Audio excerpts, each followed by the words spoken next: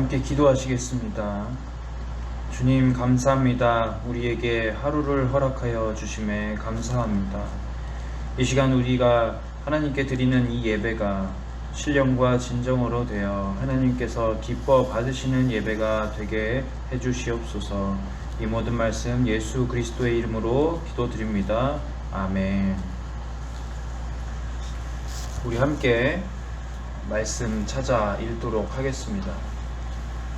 하나님께서 주신 오늘의 말씀은 출애굽기 15장입니다. 출애굽기 15장 1절에서 5절까지의 말씀입니다. 출애굽기 15장 1절에서부터 5절까지의 내용입니다. 저와 여러분이 함께 합독하여 읽도록 하겠습니다. 이때에 모세와 이스라엘 자손이 이 노래로 여호와께 노래하니 일러스되 내가 여호와를 찬송하리니 그는 높고 영화로우시며 말과 그 탄 자를 바다에 던지셨음이로다. 여호와는 나의 힘이요 노래시며 나의 구원이시로다. 그는 나의 하나님이시니 내가 그를 찬송할 것이요 내 아버지의 하나님이시니 내가 그를 높이리로다. 여호와는 용사시니 여호와는 그의 이름이시로다.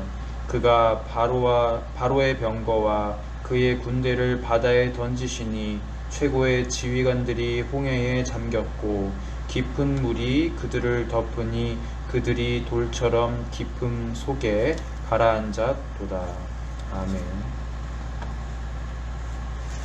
본문이 조금 바뀌었죠. 본문이 출애굽기 15장 1절부터 5절까지 바뀌었고 제목은 용사이신 하나님으로 말씀을 전하게 되었습니다. 용사이신 하나님입니다.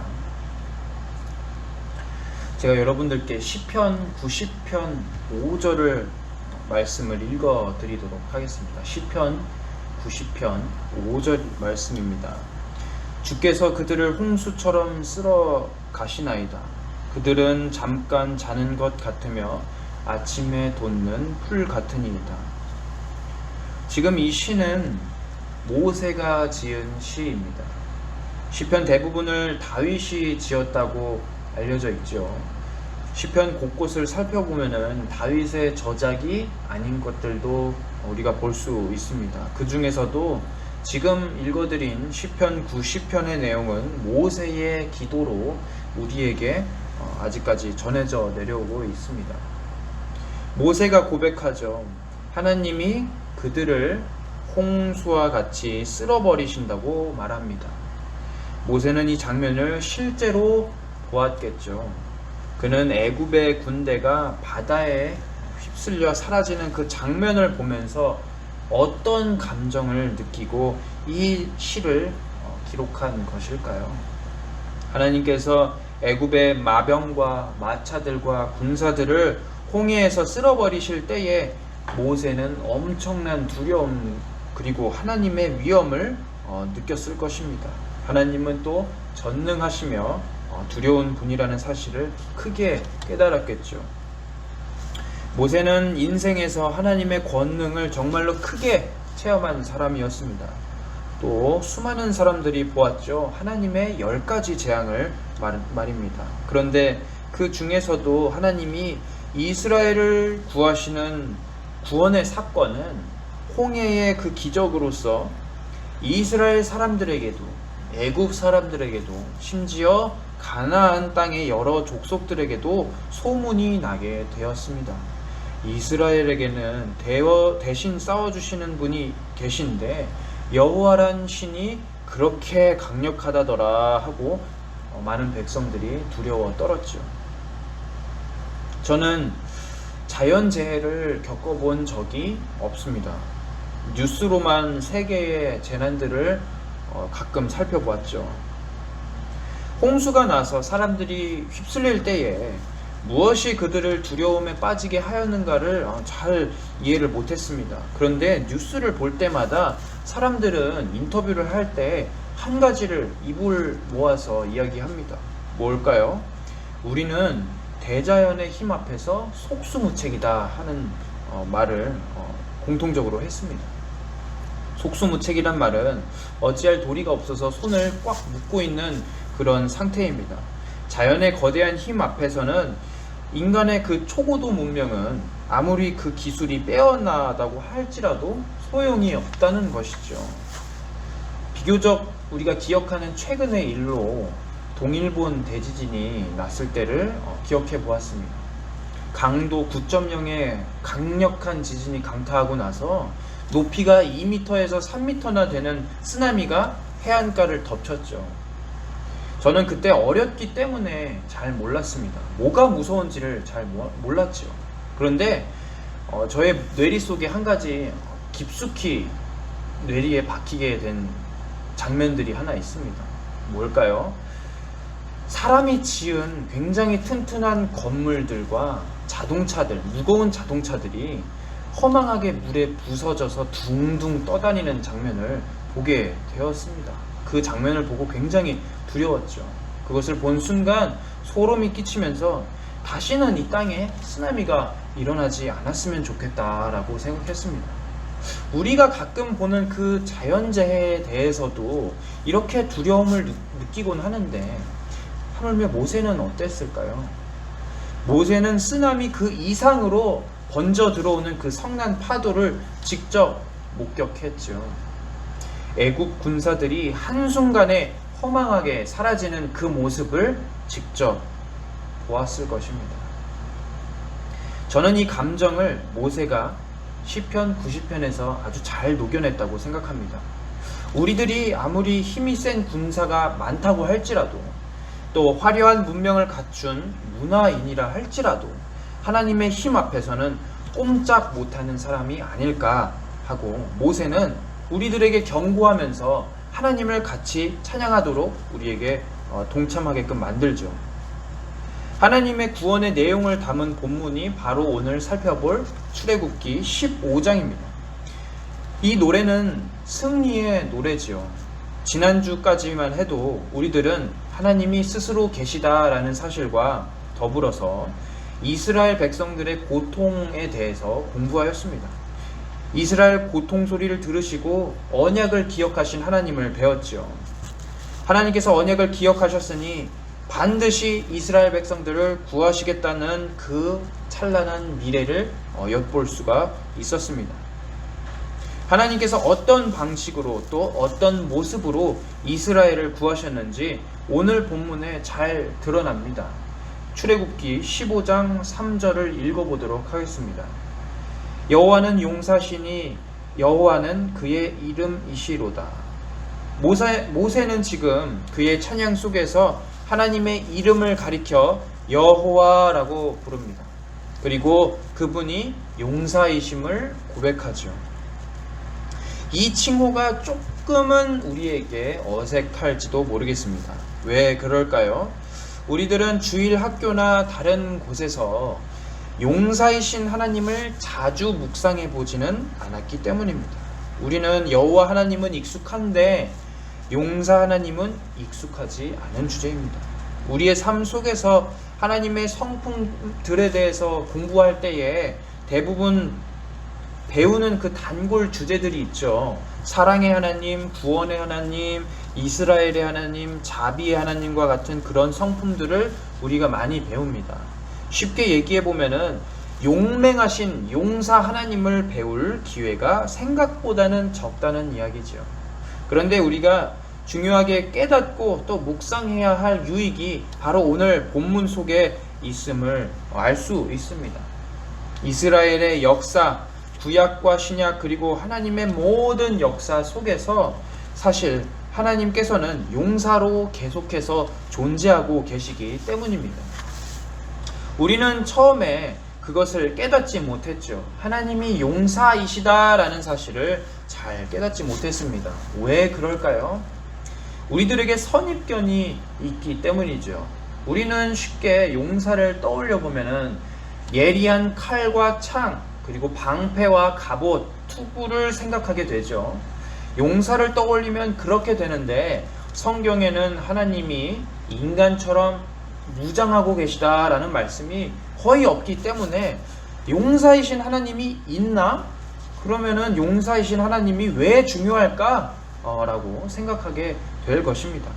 그런데 한번 생각해 보시고 묵상해 보시길 바랍니다.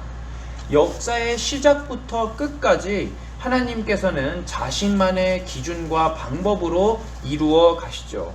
때로는 우리의 힘으로 절대로 해결할 수 없는 여러 사건과 상황들을 성경의 저자들이 기록하면서 하나님의 도우심을 통해서 이 상황을 해결할 수 있었다라는 증언들이 쏟아져 나옵니다. 하나님은 권능으로 일하신다고 말하죠. 전투에도 능하시기 때문에 하나님은 백성들에게 직접 전투의 방식을 알려주시기도 하고, 아니면은 성령을 그들에게 주셔서 초인적인 능력으로 상황을 바뀌게 합니다. 하나님께서 여리고 땅에 들어가기 전에 백성들에게 친히 땅을 정복할 비법을 알려주시죠. 그 비법이 무엇이었습니까? 성을 계속해서 빙빙 돌라라고 하셨습니다. 또 성령을 주신 때를 찾아볼까요? 사울과 삼손의 예를 들 수가 있겠네요. 그들에게 성령을 부어주심으로써 사울과 삼손 같은 인물들은 초인적인 능력을 발휘해서 이스라엘 백성들을 보양시킨 때도 있었지요. 이렇듯 구약 속에는 하나님이 이스라엘 대신 싸워주시는 그 모습을 자주 목격할 수 있습니다. 우리들은 이러한 하나님의 싸우심을 통해서 하나님이 용사이심을 증거할 수가 있는 것이죠. 대표적인 사건으로는 열왕기하 19장이 있겠습니다. 열왕기하 19장을 살펴보면은 이스라엘을 침공한 아수르 군대에 18만 5천 명이나 되는 사람들이 하나님의 힘으로 말미암아 하룻밤 사이에 멸절당하였다고 나와 있습니다. 참으로 하나님은 두려운 권능으로 우리 대신 싸워주시는 것입니다. 이렇듯 놀라운 권능으로 이스라엘을 구하시는데 모세가 대표적인 증언으로서 우리에게 계시를 해주는 것이죠. 오늘 본문의 홍해의 사건을 몸소 체험한 사람입니다. 그러면은 하나님께서는 어떤 용사이실까? 본문을 살펴보면서 하나님이 어떻게 이스라엘 대신 싸우실까 하는 모습을 살펴볼 필요가 있겠지요. 또 우리가 논의해 볼 때에 하나님께서 싸우시는 그 대상도 알아봐야만 하는 것이지요. 본문에 따르자면은 우리는 굉장히 복합적임을 알 수가 있습니다. 우리가 첫 번째 살펴보아야 할 것은 하나님은 용사이신데 그러면 누가 그와 대결하느냐라는 점입니다. 그 질문을 던져보았을 때 답을 크게 세 가지로 정해둘 수가 있겠습니다. 하나님이 오늘 본문 속에서 싸우고자 하시는 대상은 바로를 대표로 한 애굽 전체이며, 두 번째는 사단이 휘어잡고 있는 우상 종교이고, 세 번째 마지막으로는 하나님을 거스르는 모든 자라고 되어 있습니다. 하나님은 애굽 전체와 전투하시죠. 당시 이스라엘 백성들은 이유 없는 고난을 당했습니다. 국고성을 건축하라는 부당한 명령이 있었고, 그들에게 정당한 대우는커녕 이스라엘의 미래까지 압살하기 위한 바로의 노력이 우리에게 그대로 보여졌죠. 바로는 그들을 육체적인 고통과 정신적인 고통으로 학대합니다. 출애굽기 5장 11절을 보면은 이를 줄여주지도 않았는데도 불구하고 벽돌을 구울 지푸라기들을 이제 너희가 알아서 주어라 라고 선언합니다. 이것은 굉장한 학대로 이스라엘 백성들이 견디기 힘든 일이었죠. 그런데 그런 상황을 보면서 바로와 애굽을 심판하시겠다고 바로 하나님께서 말씀하시죠. 출애굽기 7장 4절의 내용을 읽어드리도록 하겠습니다. 바로가 너희의 말을 듣지 아니할 터인즉 내가 그 손을 애굽에 뻗쳐 여러 큰 심판을 내리고 내 군대 내 백성 이스라엘 자손을 그 땅에서 인도하여 낼지라. 지금 하나님의 선언하심, 하나님의 예언하심은 승리의 선언이라고 볼 수가 있죠. 재앙을 내리기 전의 상황입니다. 즉 재앙을 내리시지도 않았는데도 이미 바로와의 싸움에서 승리하실 것임을 분명하게 나타내시고 계시죠. 한마디로 말씀을 드리자면은 이 싸움은 이미 결판이 났다. 이 싸움은 이미 하나님의 승리로 끝이 났다 라고 하나님이 선언하시는 것입니다. 어떻게 끝나게 될까요? 처절한 바로의 패배로 끝이 나게 되죠. 하나님께서 심판을 하심으로 처음부터 끝까지 바로는 단 한 번도 하나님을 이겨보지 못하고 큰 재난 가운데 모든 것이 무너짐을 경험하게 됩니다. 여러분, 싸움의 결말이 정해졌다 하는 말을 들을 때에 우리들은 참으로 큰 두려움에 휩싸이게 됩니다. 왜 그럴까요?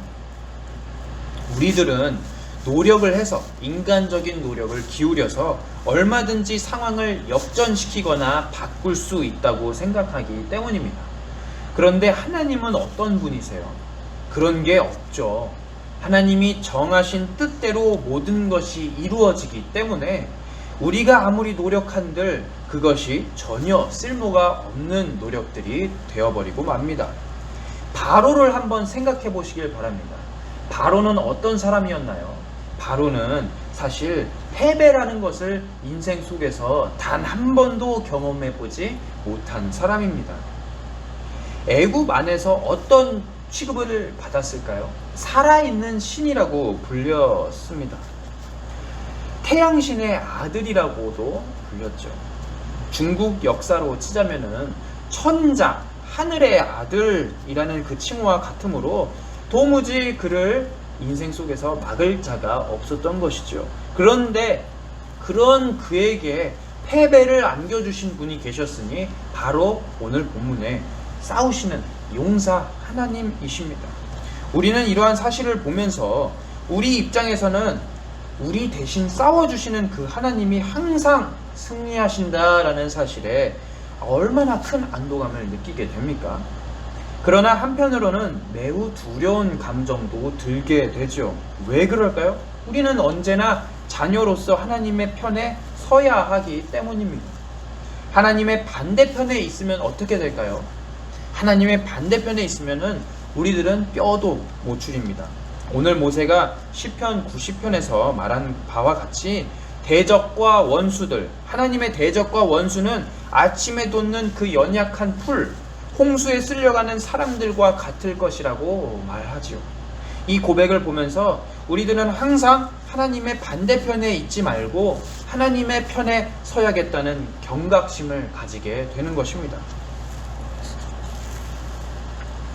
두 번째로 하나님께서 대결하시는 두 번째 대상은 사단이 당시 지배하던 우상 종교입니다. 사단은 굉장히 똑똑한 존재죠. 인간의 마음속에 있는 종교심을 살살 건드려서 세 보이는 그 자연물들을 숭배하게 만듭니다. 해와 달과 별의 그 힘이 있듯 한낱 그 자연물들을 섬기도록 인간들을 부추기는 것이죠. 그런데 그 전략에 잘 먹혀 들어간 민족이 있었으니 바로 오늘 본문에 있는 애굽 백성들이었습니다. 이 애굽 백성들은 특히 종교성이 굉장히 대단한 사람들이었죠. 뭐든지 자신의 삶과 연관시켜서 신으로 추앙했습니다. 하나님은 이러한 마음을 기뻐하셨을까요? 하나님은 절대로 이러한 마음을 기뻐하지 않으시죠. 진노하십니다. 하나님은 기뻐하지 않으시고 반드시 그들을 심판을 받게 하시겠다라고 말씀하셨지요. 많은 사람들이 사단의 유혹에 넘어가서 해와 달과 별과 같은 그 수많은 수많은 자연물들을 숭배하게 된 때가 바로 그런 때입니다. 하나님께서는 이 애굽 백성에게 재앙의 심판을 내리실 때에 그 대상들이 명확하게 심판을 하십니다. 처음엔 나일강에 대한 심판이 있었지요. 애굽 사람들에게 이 나일강이라는 강은 한국인들에게 한강 이상의 강이었습니다. 모든 삶이 가능했던 이유가 바로 이 나일강 때문이었기 때문이죠. 나일강은 홍수가 날 때마다 매해 비옥한 퇴적물들을 상구에서 하부로 가져왔는데 그 퇴적물 덕분에 애굽 사람들은 풍족한 문화생활을 즐길 수 있을 만큼 굉장히 부자가 되었습니다. 그 나일강이 피로 물들었다는 사실, 그리고 모든 수중 생물들이 죽었다는 사실은 이제는 애굽 사람 마음 깊숙한 곳에 있는 나일강에 대한 자존심과 나일강에 대한 그 종교성이 역변하게 될 것을 암시하는 이야기지요. 나일강은 원래 생명을 낳는 강이었습니다. 그러나 하나님의 심판을 통해서 그것은 죽음을 낳는 강이 되었습니다. 이후에 하나님께서는 개구리와 이와 파리, 독종, 수많은 대상을 정하셔서 심판하시죠.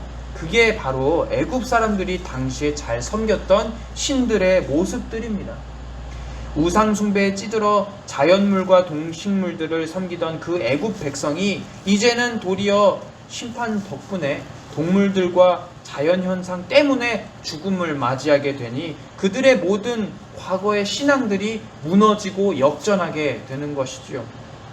하나님께서는 나일강을 비롯해 당시 인기 있었던 모든 신들을 심판하시고 그들보다 하나님께서 비교할 수도 없이 강대하심을 드러내시지요. 사단이 몇천 년 동안 이뤄놓았던 그 우상숭배의 모습은 완전히 반전되어 사라지고 애굽인들과 수많은 잡족들은 당황하여서 하나님을 섬기게 됩니다. 그런 장면들이 몇 있는데 오늘 대표적으로 출애굽기 12장 38절을 읽어드리도록 하겠습니다. 수많은 잡족과 양과 소와 심이 많은 가축이 그들과 함께 하였습니다. 지금 이 출애굽기 12장 38절의 내용은 이스라엘 백성들이 유월절을 지낸 다음에 애굽 땅을 빠져나가는 장면입니다. 그 장면 속에서 누가 이스라엘 백성과 함께 했다고 나와 있습니까? 수많은 잡족들이 함께 하였다고 나타나 있죠. 이제 과거에 그들이 섬겼던 우상은 더 이상 참신, 살아있는 신이 아니라 하나님과 그들의 싸움으로 인해서 하나님만이 참 신이시며 살아계신 신이라 믿고 이스라엘 백성과 함께 홍해의 기적을 보게 되는 은혜를 맞이하게 되는 것이죠. 용사이셨던 하나님은 철저하게 그 당시의 우상의 개념과 그들 애굽 백성들의 기대를 모두 부숴버리심으로써 승리를 거두십니다. 그 많던 잡족들이 자신의 신과 습관들을 버리고 이스라엘 안으로 편입해 들어온 것만 봐도 이 하나님의 승리가 얼마나 빛이 나는지 우리는 알 수가 있는 것이죠. 마지막으로 하나님의 그 대결 대상이 있는데 그 대결 대상은 모든 거스르는 자입니다. 모든 그 거스르는 자는 출애굽기 15장 7절에 나와 있습니다. 주께서 그 주의 큰 위엄으로 주를 거스리는 자를 엎으시니이다. 주께서 진노를 발하시니 그 진노가 그들을 지푸라기 같이 사르니이다. 모세의 찬양에 의하면은 주님의 능력과 위엄으로 거스르는 그 사람들을 엎으신다라고 되어 있죠. 진노를 쏟으시는 대상이 애굽과 애굽 우상뿐 아니라 하나님을 대적하는 모두에게 해당이 된다고 모세는 말합니다. 그래서인지 이 말씀이 굉장히 두렵죠. 누구든지 하나님을 대적하는 사람은 그 결과가 어떻습니까? 하나님은 용맹하신 그 모습으로 말미암아 진노를 발하시고 건조한 지푸라기가 불에 타서 녹아버리듯 흔적도 없이 사라질 것임을 모세가 이야기하는 것입니다. 바로 이 방법이 하나님이 주로 사용하시는 전투의 방법이죠. 하나님은 뛰어난 무기를 가지고 싸움에 임하시는 분이 아니십니다. 그런데 하나님은 오로지 자신의 강한 권능과 강한 팔과 그런 힘으로만 상대를 철저하게 굴복시키십니다. 그런데 그 정도의 수준이 우리가 일반적으로 생각하는 승리의 수준이 아니라 아예 이 15장 7절에서 말하는 것처럼 흔적 없이 사라질 것이다 라고 하는 그런 정도이죠. 여러분, 이 말씀을 읽을 때에 어떤 마음이 드십니까? 굉장히 두려운 마음이 들지 않나요? 아까 저는 여러분들께 말씀을 드렸죠. 우리 대신 싸워주시는 하나님의 편에 서야 한다고 말씀을 드렸습니다. 그런데 한번 생각해 보세요. 누구라도 하나님을 거스르는 자가 될 수 있다는 사실이 우리에게 두려운 것입니다. 하나님께서는 그런 사람들을 용서하지 않으시고 자비를 그들에게서 거두시며 멸하십니다. 이 세상에서 어떠한 흔적도 없이 사라지도록 만드시는 것입니다. 따라서 우리는 어떠한 태도를 가지고 살아야 하는 것입니까? 자비의 하나님, 사랑의 하나님도 믿지만 거스르는 자를 심판하시는 그 두려운 권능의 하나님도 고백하시면서 하나님의 편에 서도록 부지런히 노력하셔야만 하는 것이지요. 우리는 하나님께서 10가지 심판을 통해서 철저하게 하나님만이 승리하실 것임을 생각해 볼 때에 하나님이 사용하시는 그 방법과 무기는 우리가 생각하는 용사들의 일반적인 칼과 창, 그런 무기가 아님을 묵상해 봅니다. 용사라고 한번 생각을 해 보십시오. 여러분, 용사를 떠올리면 무엇이 먼저 생각납니까? 아까도 말씀드렸다시피 칼과 창이 생각나죠. 사실 우리에게 익숙한 용사는 저기 광화문에 서 있는 이순신 장군 동상과 같습니다. 그런데 하나님은 싸우실 때에 순수 하나님의 힘으로만 승리하신다는 사실을 알고 계시죠. 어떠한 도구조차 사용하지 않으십니다. 게다가 하나님은 누구에게 도움을 받으시는 분도 아닙니다. 모세는 그 모습을 가리켜 그가 말과 모든 애굽 사람들을 바다에 던지심과 같다고 표현하지요. 6절에 따르자면 주의 권능의 그 오른손이 애굽을 바다에 던지는 것입니다. 이러한 점을 살펴볼 때에 하나님이 완전하시고 그 능력에 제한이 없으시기 때문에 우리만을 확실히 구하시리라 라는 믿음을 우리는 깨닫게 되는 것입니다. 이 사실을 볼 때에 우리들은 가끔 책을 읽으면서 여러 옛 신화들을 접하게 될 때가 있습니다. 얼마 전에 저도 고대 신화들을 조금 읽어볼 기회가 생겨서 고대 그리스 로마 신화를 좀 읽어보았습니다. 그런데 그 신화들을 차근차근 읽어보면은 굉장히 가관이죠. 신들마다 상징이 있고 무기도 가지고 있습니다. 자기를 상징하는 그 도구들이 다 달라요.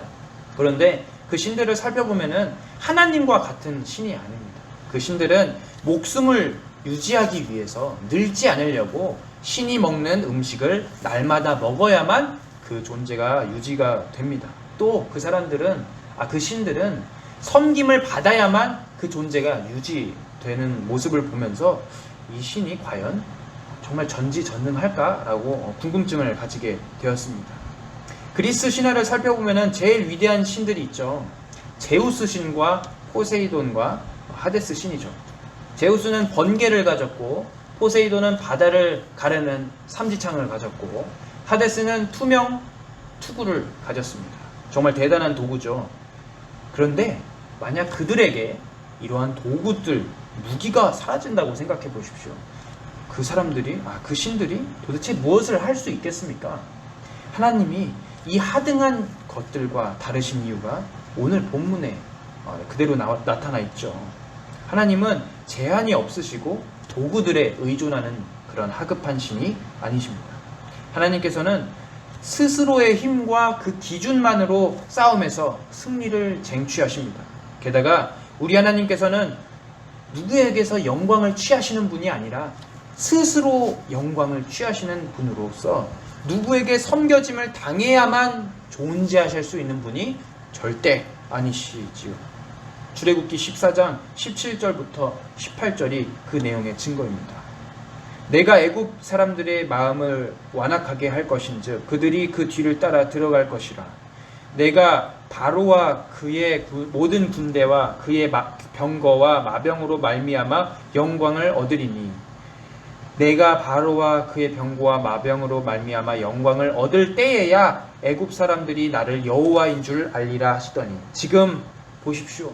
애굽 사람들이 나를 여호와인 줄 알리라 하시더니 그 전에 이미 하나님께서는 애굽의 병거와 마병으로 말미암아 영광을 얻으신다고 기록되어 있죠. 하나님은 누구 어느 백성 때문에 영광을 받으시고 그들의 영광 때문에 존재하시는 분이 아니시라 하나님은 스스로의 힘으로 인해서 그 백성들에게서 두려움을 쟁취하시고 승리를 거머쥐심으로써 바로 영광을 스스로 취하시는 것입니다.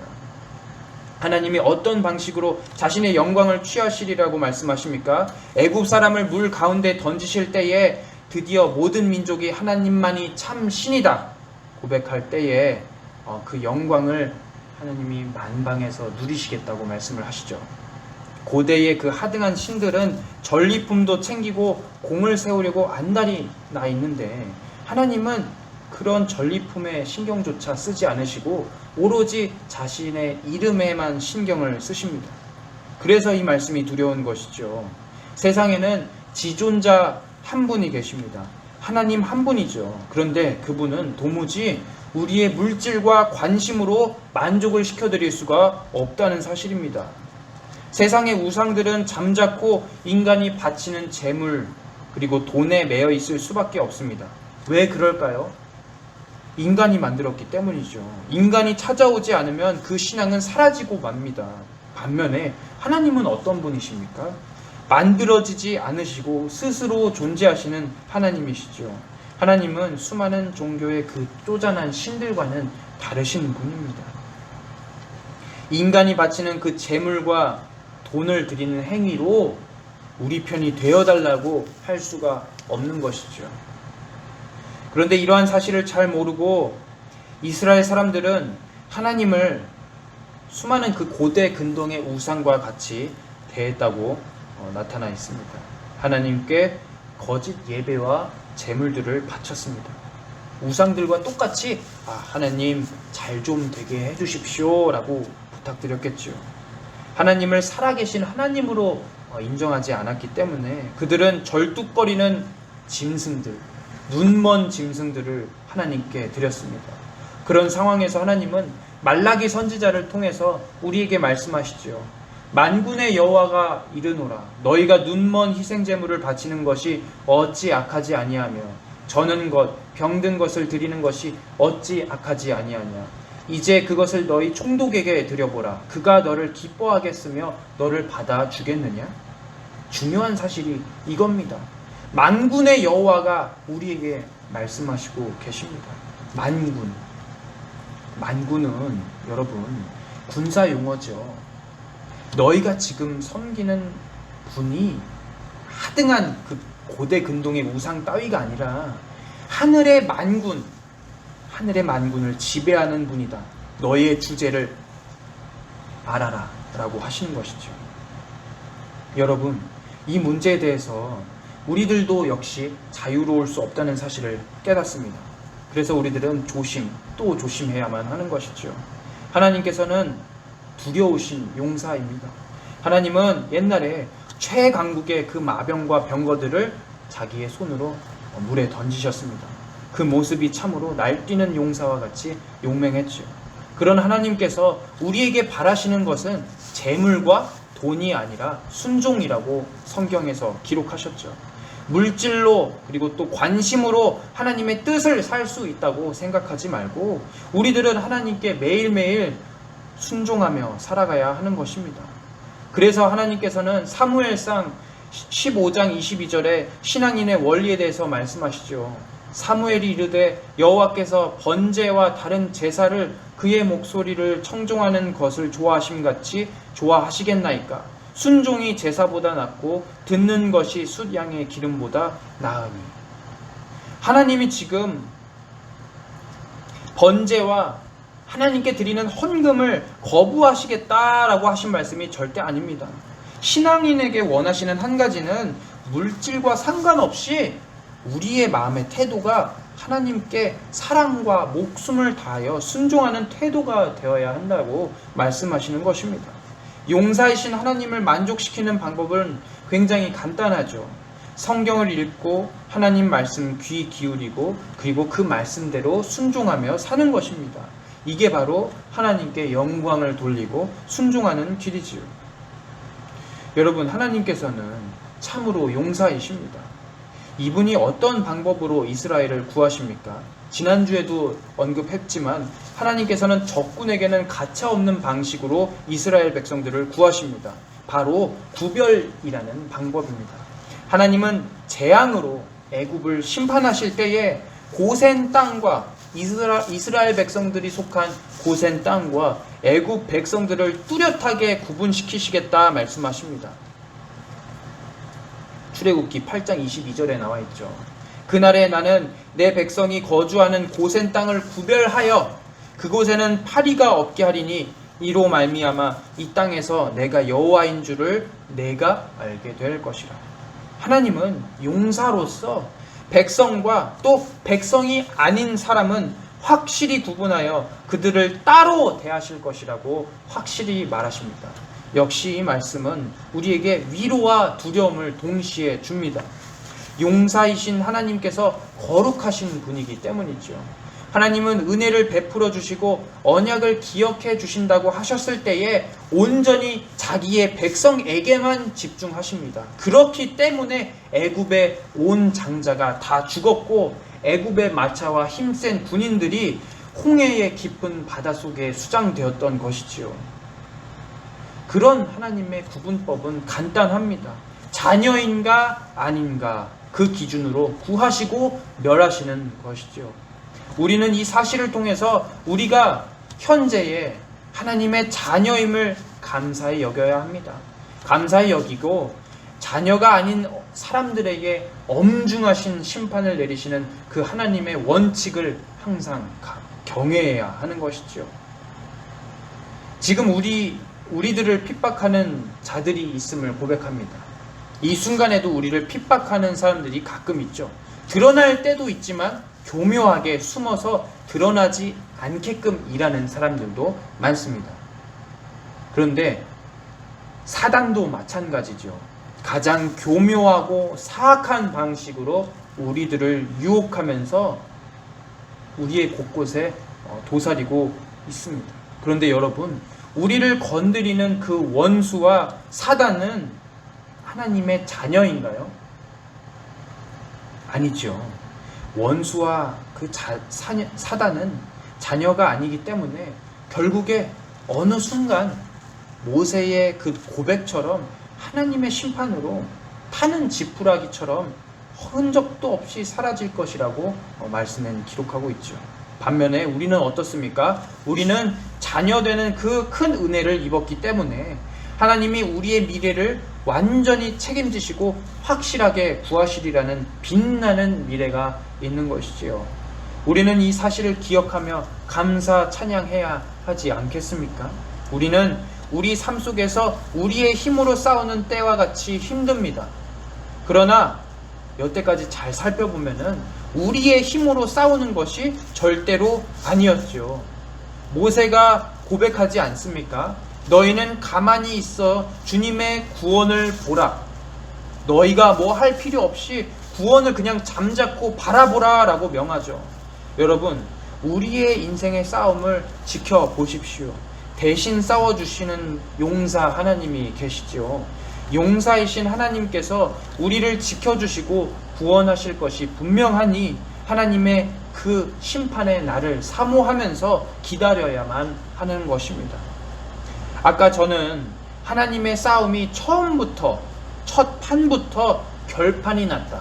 끝이 결론 지어졌다 라고 표현했습니다. 우리의 싸움도 마찬가지입니다. 결정이 이미 났습니다. 우리의 삶 속에서 지치게 하고 우리를 낭망하게 하는 것들 너머를 보시길 바랍니다. 이미 결정난 싸움이라니까요. 우리들은 최후에 승리하게 됩니다. 어찌됐든 최후에 승리하게 되는 것이지요. 모쪼록 우리들에게 영원한 승리를 선물로 주실 그 하나님을 기대하시길 바랍니다. 우리의 싸움이 아닌 하나님의 싸움입니다. 우리가 하는 것처럼 보이지만 실제로는 하나님이 대신 싸워주시는 것이니 걱정 마십시오. 포기하지 말고 꾸준히 신앙생활 하시길 바랍니다.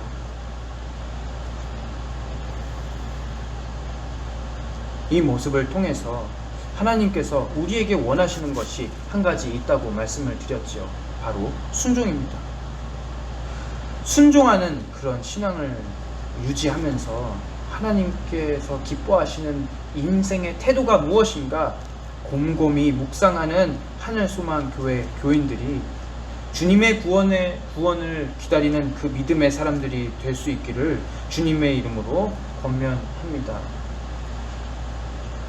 이 시간 우리 함께 기도하겠습니다. 오늘 본문에서 우리들은 항상 하나님께서 승리하시는 분임을 깨닫습니다. 특히 하나님 편에 굳건하게 계속 속해 있어야 함을 배웠는데 우리들에게 찾아오는 현실의 유혹 속에서 가끔씩 하나님의 반대편을 들거나 하나님의 반대편으로 넘어가는 그런 순간들이 있죠. 그럴 때마다 하나님께 다시 돌아와서 끊임없이 자녀로서 살아가고 마땅히 하나님께 순종하며 용맹하신 하나님의 구원의 사건을 기억하시면서 우리가 최종적으로 세상에 대해서 승리하리라는 확신을 가지게 해달라고 우리 함께 기도하시겠습니다.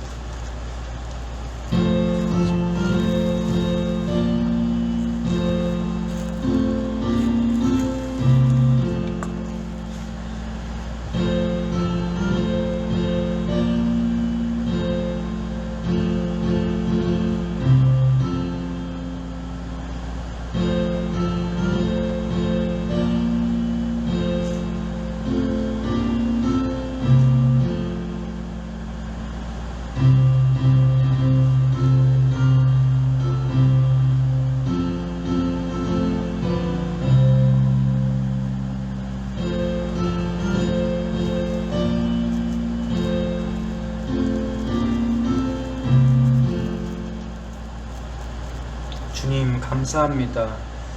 연약한 우리입니다. 그러나 끊임없이 하나님의 편에 서기 위해서 분주히 노력하고 있습니다. 여기서 우리들은 오만하게 행하지 않게 도와주십시오.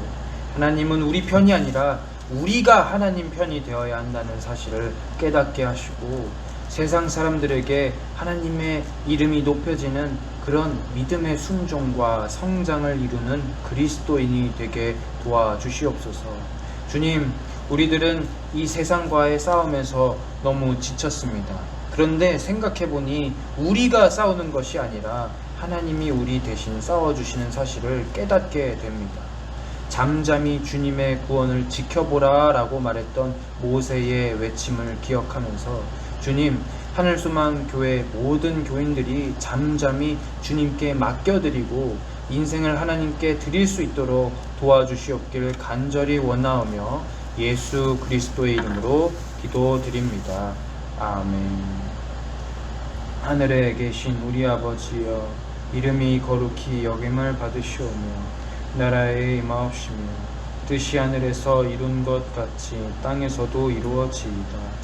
오늘날 우리에게 일용할 양식을 주옵시고 우리가 우리에게 죄 지은 자를 사하여 준 것 같이 우리 죄를 사하여 주옵시고 우리를 시험에 들게 하지 마옵시고 다만 악에서 구하옵소서. 대개 나라와 권세와 영광이 아버지께 영원히 있사옵나이다.